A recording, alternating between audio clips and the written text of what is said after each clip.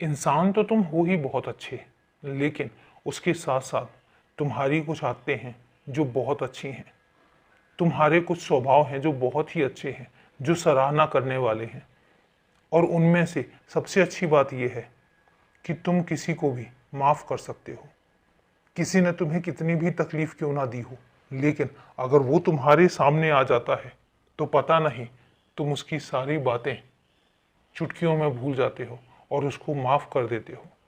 तुम्हें पता है, इस तरह का स्वभाव हर किसी का नहीं होता।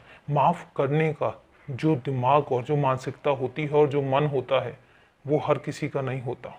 यूं आसानी से किसी की गलतियों को माफ़ कर देना, ये हर किसी के बस की बात नहीं होती है।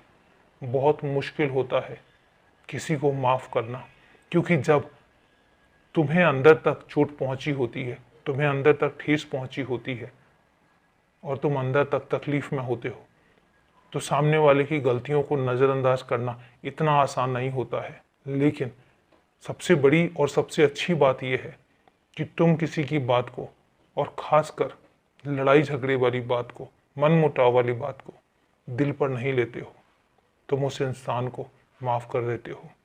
और यही एक लक्षण होता है जो बड़प्पन का होता है। क्योंकि मैं हमेशा एक बात कहता हूँ कि क्षमा बड़न को चाहिए, छोटन को उत्पात।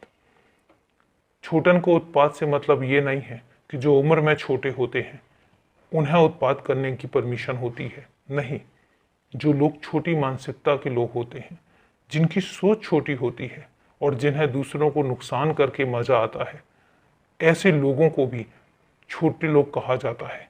ऐसे लोग जो अपने आगे किसी को खुश नहीं देख सकते, ऐसे लोगों को छोटा कहा जाता है। ऐसे लोग जो किसी की तरक्की नहीं देख सकते, ऐसे लोगों को छोटा कहा जाता है। ऐसे लोग जो किसी को तकलीफ देकर खुद खुशी महसूस करते हैं, ऐसे लोगों को छोटा कहा जाता है। और बड़प्पन, बड़प्पन एक ऐसा शब्द है जो हर किसी के अंदर नहीं होता।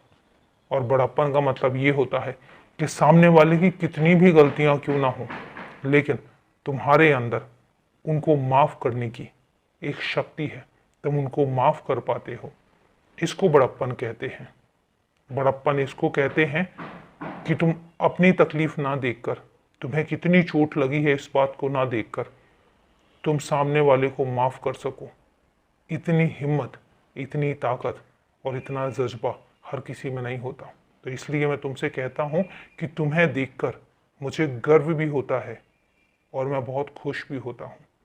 हमेशा ऐसे ही रहना, ऐसे ही रहना। खुश रहो, सदा खुश रहो।